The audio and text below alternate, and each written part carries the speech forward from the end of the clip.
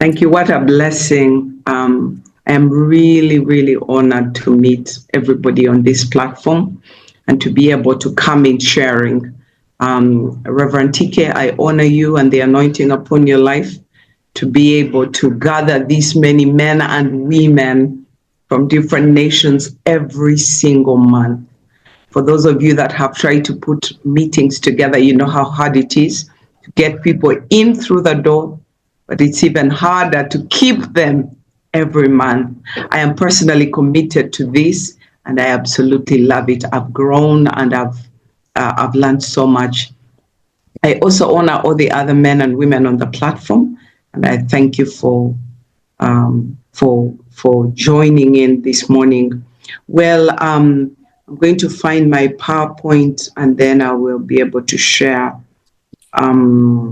And you let me know if you're able to see it. Are you able to see my screen? It's coming up. Okay, yeah, it's there. We have Fantastic. It. Fantastic. Glory to God. I don't think there is a better topic for me to talk about than both transformational leadership, but also societal transformation. Like Reverend TK has said, my name is Marian Morera Bogere. Everybody calls me Rian. So you will hear the name Rian being said very often. A wife for the last 22 years, a mother, and minister of the gospel, then an NGO worker and public speaker, and many things the Lord has allowed me to do. This topic of transformational leadership, because it's very dear to me, I hope I do a good job. There is a famous saying, someone anonymous, I didn't get their name, said that behind every successful man is a good woman. Behind every unsuccessful man is two women or even more women. But behind every successful woman is a progressive man.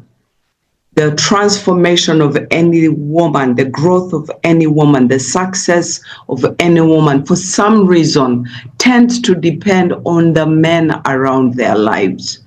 They tend to not have their own person or their own success that is independent of those around them.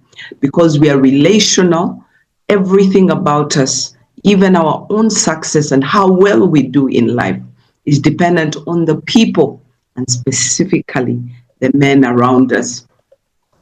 Someone else has said that transformation, that means that the old form has taken transition. And you will realize that from what I will be saying, some of what I'll be saying, there's some old things that I'm going to request that they take transition, that they live and we get transformed. We become new. We take on a new identity, not only as women, but even as the men around women. Simon Sinek, who I'm sure most of you have heard of, says leadership is not just about being in charge, but it's taking care of those who you are in charge.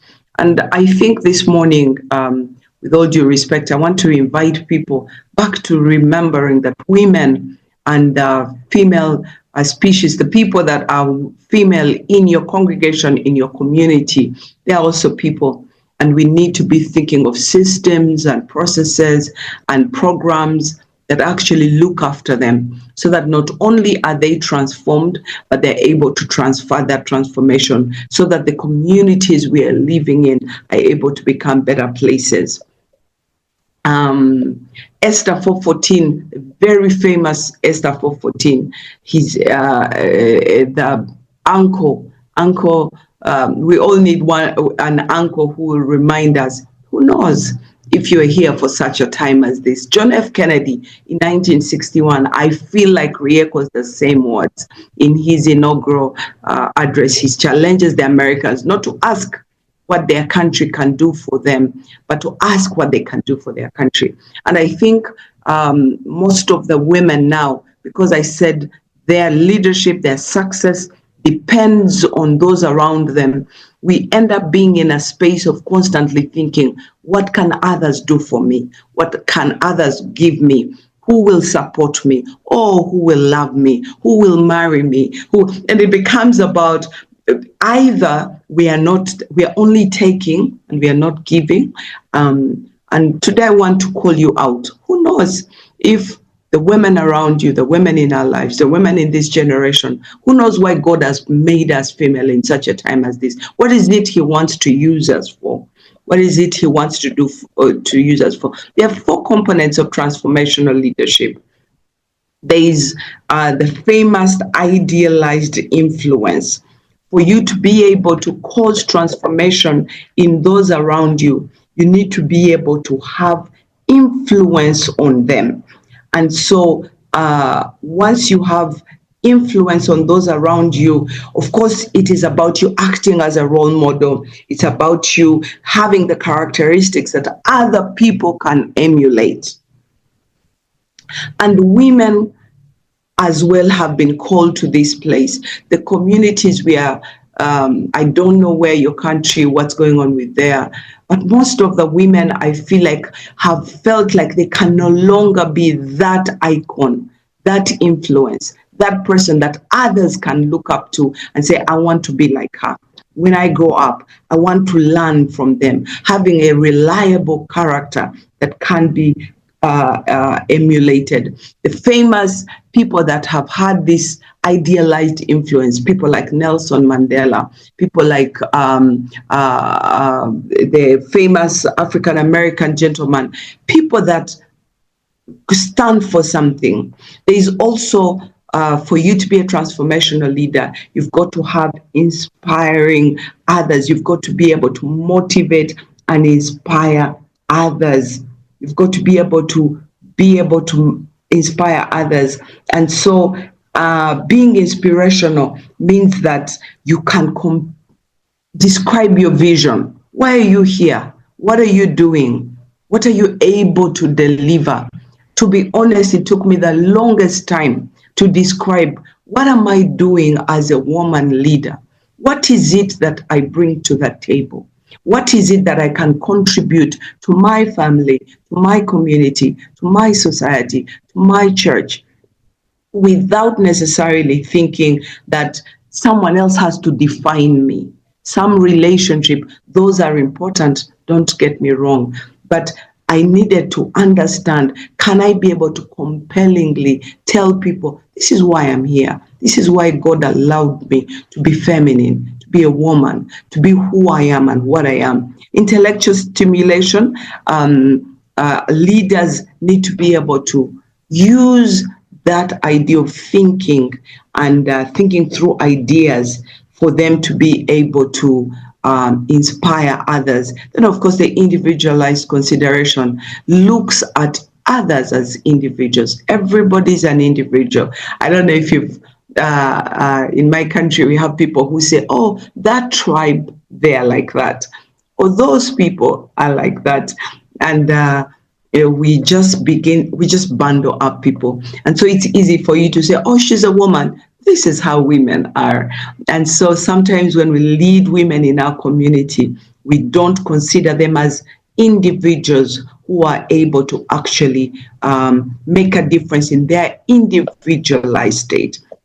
I want to talk about something also about what is it? What is societal transformation? Those are the big words in the statement that I'm following today. There are things like structural change, cultural shifts, power redistribution, sustainable development. Now, how do you look after a society? The opportunities we have for us to touch our communities is, for example, touching their education and society, governance, justice. Do we have laws that actually look after the women in that community?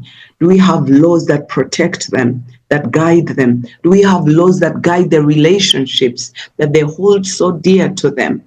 Cultural shifts. We have cultures that have been held for the longest time. I was in Haiti and I was leading gender-based violence program, and we were trying to stop gender-based violence specifically in the communities I was neighboring. There was a place called Grand Grave, and I shouldn't be saying these names, they mean nothing, but around that community. And I remember in one of the meetings I held, pastors came to that, about 50 pastors, and we began to talk about gender-based violence. What does it look like? What does it mean? And I remember one of the guys stood up and said, no, but it is our culture. Our norms say that women are like cats. They have 9 lives. So you don't have to worry about her. She will be fine, because after that she'll have another life and another life. And I decided to do a specific study on the myths that they had come up. And I remember I called it Demystifying the Myths of Gender-Based Violence in Haiti. And I wrote a toolbook that they are actually using. And I challenged those cultural myths through science and through the Bible to say, no, women are not cats. Women are images of God. They were made in the image of God. They're human beings. And I began to challenge different ones. They had one that said, women are like a river. It doesn't matter how many fish swim through it. You will never know. They don't leave a path. And those myths actually increase the violence. Power redistribution. I'm not saying that everybody has the same power. Women can never be men, but they might have a level of power that can be used to help others, and be given some tables to sit on, some decision making that they can serve on. Sustainable development. These are bigger words for all of you who are in big leadership communities, positions. You're able to make these changes to make sure that there is collective action that protects our societies. Let me talk about women and why we are poised for this excellent role of transformational leadership. And at this point, I want to stop and check in that people are still with me and I'm not taking a walk. John Maxwell has said that if no one is following you, you're just taking a walk, because leadership is influence. I want to check that people are still here with me and you can still hear me. Yes, we can hear you. we can. Thank you. Thank you. Thank you. Women are poised as excellent transformational leaders. And I'm going to use that Deborah example. One, because we are empathetic and we have emotional intelligence. I just demonstrated that to stop and check in. Not that Reverend Tike wouldn't have checked in. I know he would have too. But we are naturally an empathetic group of people. The Bible says Deborah was a mother in Israel. She was a mother in Israel. Recently, I left a job I had worked at for the last almost 9 years. And I remember as I was leaving, people were sending sad notes to me. You were like a mother to me. You were like a mother to me. For a brief minute there, I almost took offense. I was like, I was such a professional. Where are they saying mother? And then I realized that actually it's a good thing. It's a good thing. I have left that job for the last 2 years, and I can promise you I still get text messages and people checking in and updating on their children, on their businesses, on their lives, because they felt like I could be a mother. I wasn't always a mother to everybody. Sometimes I made my own mistakes. We are relational. The Bible says Deborah worked alongside Barak and the army. She's not trying to dominate, she's trying to empower. Women have that power, that grace, not to try to shine and take over. I'm not saying not all of us are choleric, some are, but women have that. So we are already poised well enough for this position. We have courage and resilience. We have courage and resilience. There was such chaos in that time in Israel. She was a long-time thinker, There had been a long season of national oppression for almost 20 years by that king. And she just stayed strong, and she was right there. We are also naturally committed to equity. Once we realize someone is being taken advantage of, we just are poised for that. You will notice that Deborah, men, women, she's even working with Barak. She wasn't like, I'm only looking for women. She was a great example. These 5 components of women help us to become even stronger, transformational leaders. Let me tell you a little story about myself. I had been married for about 3 years, and we had decided I would stay home and then I would not work. Then life happened and finances were not financing, and my mom had just had a horrible accident. Reverend TK has met her, he knows, and we needed the money, and I got a job. And as soon as I entered that non-government organization that I will not mention, I immediately just began to rise up the ranks. And I remember one of the times the country director had to step away and asked me to step in. And I became the country director for that season. Oh, my world. I did not smile. I changed how I was talking. I changed how I was walking. I needed to fit in what the new Rian, the new leader, the country director, I needed to command respect. The men around me were teasing me, checking, can we obey her? Can we listen to her? And I just changed myself. I lost my whole self. And that's what I've said here. I found myself smiling less often and even changed my gait to fit in a new position of power and authority. And like I said, women are already positioned for transformational leadership, but because of what the world thinks leaders are, we often feel the pressure to change how we express ourselves in leadership, to fit in, to command respect, and the empathy and the kindness, we begin to lose it. Even you in this sitting right now, what part of your God-given personality have you muted? Have you muted so that you can be taken seriously? How can we lead without losing who we actually are?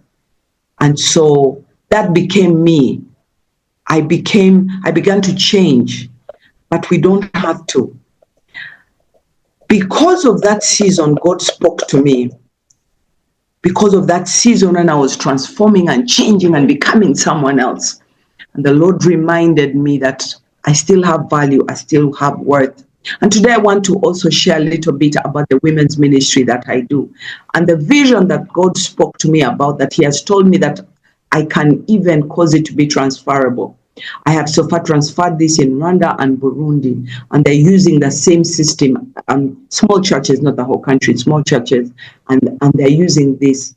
And the Lord spoke to me and said, I want you to start a ministry that sees women as dignified, empowered, who find local resources and influence their family and community. Transformational leadership that causes societal transformation. And He gave me these 4 arms: Wow Church, Wow Class, Wow Connect, and Wow Community. And I want to talk about them very, very, very briefly. In Wow Church, the Lord spoke to me and told me that all women, for them to continue waxing strong as leaders, they need a church or a faith community. Women who lose their faith and their identity and their relationship with God and their relationship with other believers will not grow strong leadership skills. They will soon weather out, they'll become weary, they'll become tired, because they do not take their own faith seriously. I have seen, for example, many people who, as soon as they get their big position, then they will stop praying, or they will stop attending fellowship, or they'll stop ushering, and they will stop leading in ways that they should be or they ought to. And so, Wow Church, a leader should focus on their fellowship and leadership development. That's why I'm part of LDI. That's why I go to church. That's why I'm part of a cell fellowship, for us we call Lifeline Fellowships.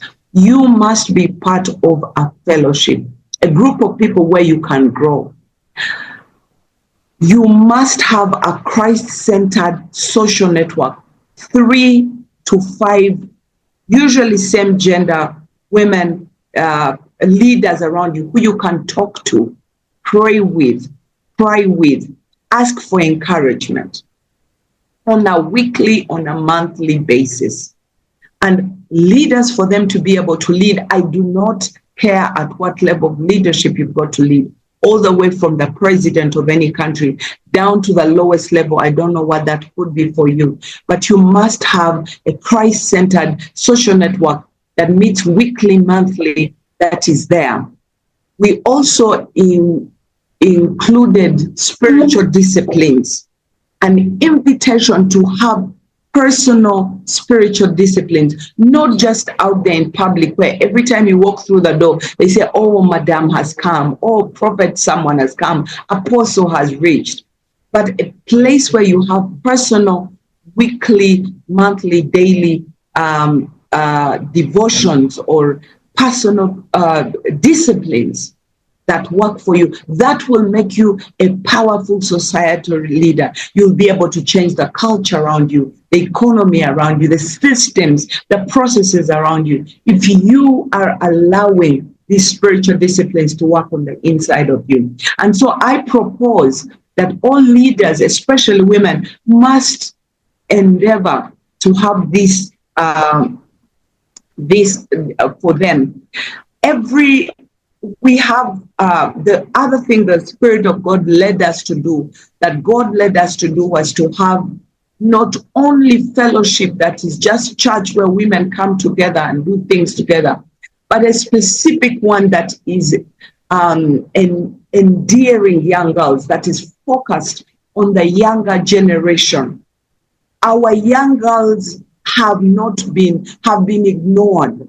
Parents are giving them iPhones, allowing them to drive at an early age, allowing them to eat whatever they want, however they want, allowing them to be part of whatever. And they do not have very clearly understanding of what is dignified feminism.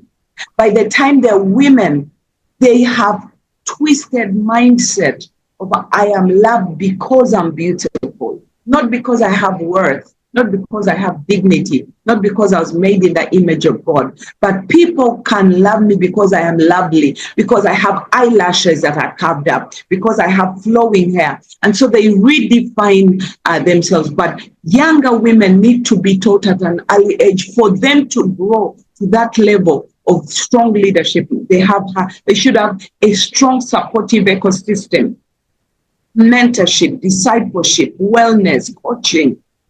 Do we have things like that in our churches, in our communities that target teens, preteens, young adults? Who is talking to your teens?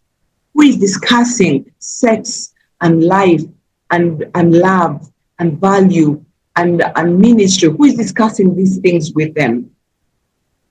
Ideally, by the end of the day, you want to prepare them for joyful, biblical adulthood. I have had it in the last week, almost more than 4 times. Pastor Rian, I'm tired of adulting. I am tired of adulting. This is hard. I can't do it. They deceived us. It was a hoax. You should have remained young. And so many people do not understand. Actually, it's a gift to grow older. Yesterday, I was going to a dinner with my former people I went to university with many, many years ago. And my daughter was like, Mommy, let me make you up.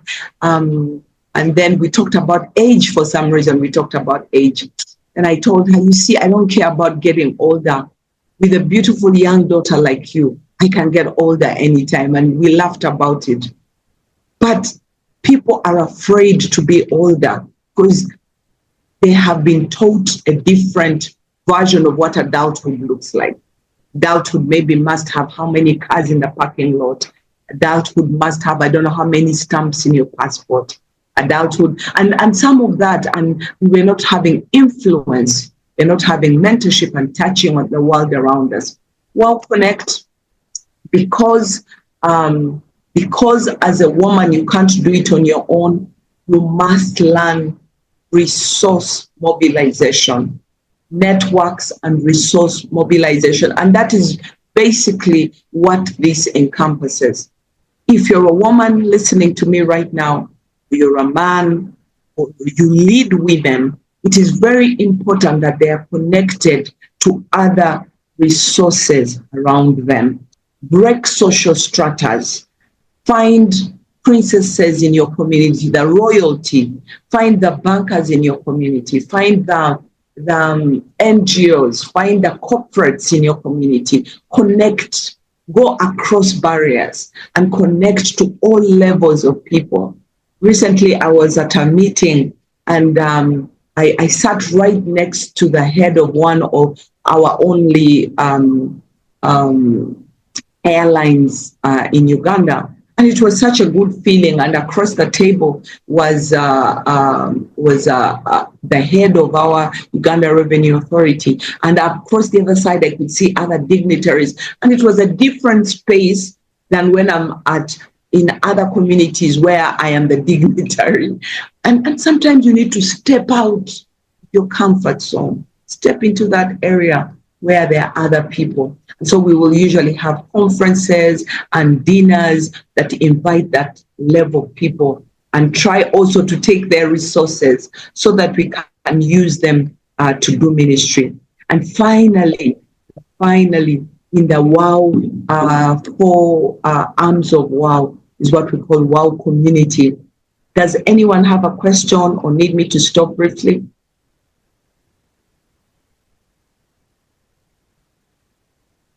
Any question? I go ahead. This one? Right. Yeah, you can go ahead. Okay. No. All right. I won't respond for now. All right. Thank you. Then we can have the questions at the end. Yes. This part of the ministry, like I said, as I was dwindling and struggling, and the Lord brought me back in this part of ministry is probably the closest it can ever get to societal transformation.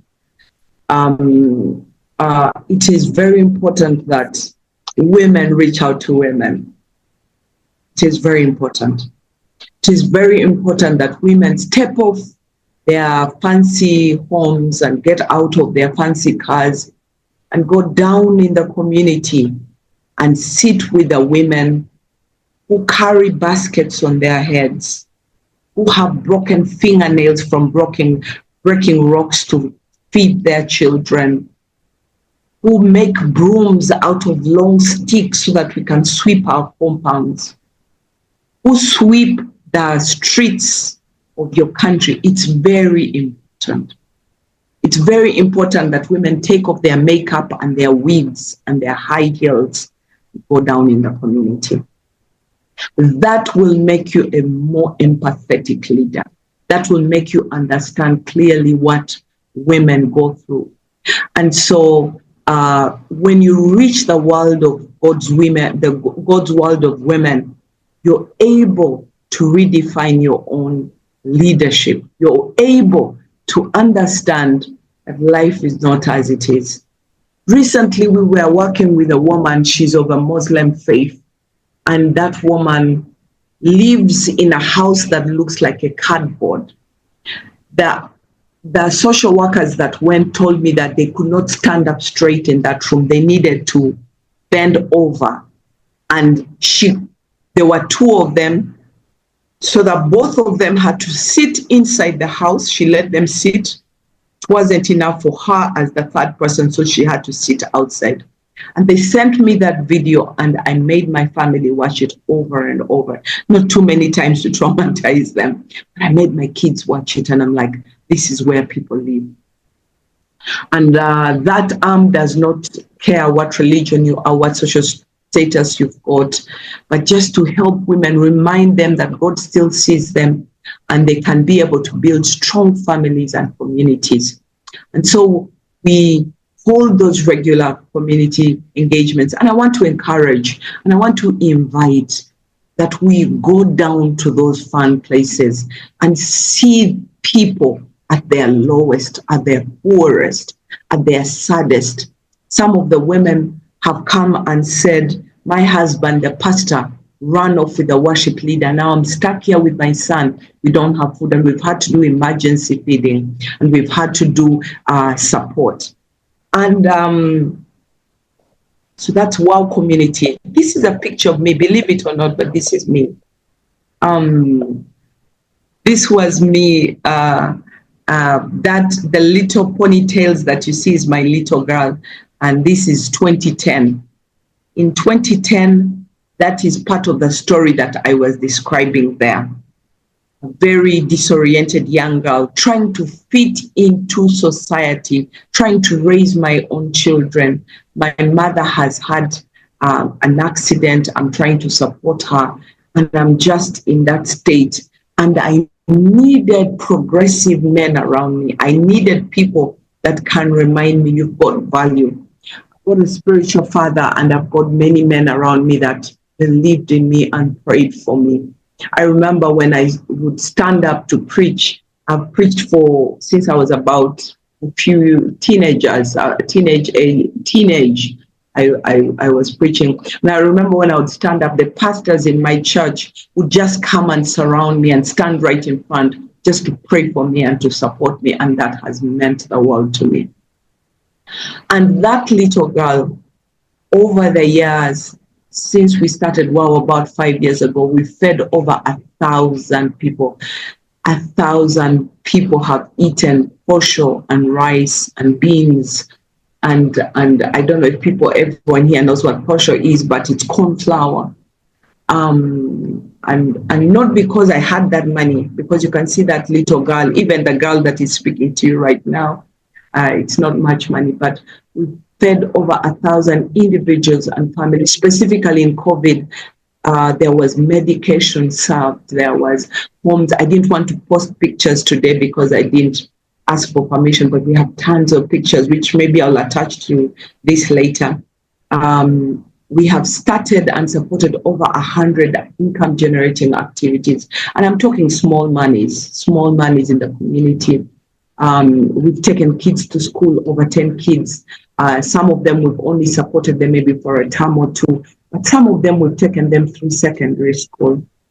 We've done teenage empowerment and trainings. And what is shocking me about especially the teenagers, and I don't know pastors who is talking to your teenagers, but please find someone to talk to your teenagers, because the people that speak to me, the teenagers that are talking to me, are drinking alcohol before they sleep. They cannot drink, they cannot sleep before they drink. They are masturbating. They are sleeping around with their mother's boyfriends. And most of them, when they tell you these stories, all I'm thinking about is who has spent time with you as a young teenager, growing adult, explaining to you that you're valuable, that you're worth it. And because you can be transformed, you can in the end be used by God to bring change and transformation to your own community.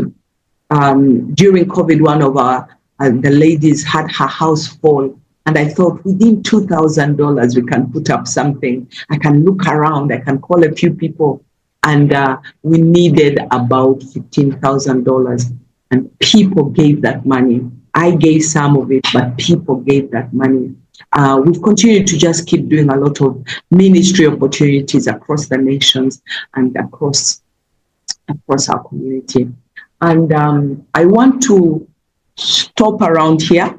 I know I have spoken for quite a long time, but this is my suggestion that women who are transformed can transform communities around them. They can transform their families, they can transform their communities, they can bring impact to the nations that they are in, even without necessarily losing who they are as who God made them. And they can bring impact in their community and bring societal change, which is so needed, especially the empathetic arm of women. And so, Reverend Tiki, I'd like to stop here Thank you again for the opportunity, and I'm happy to take questions.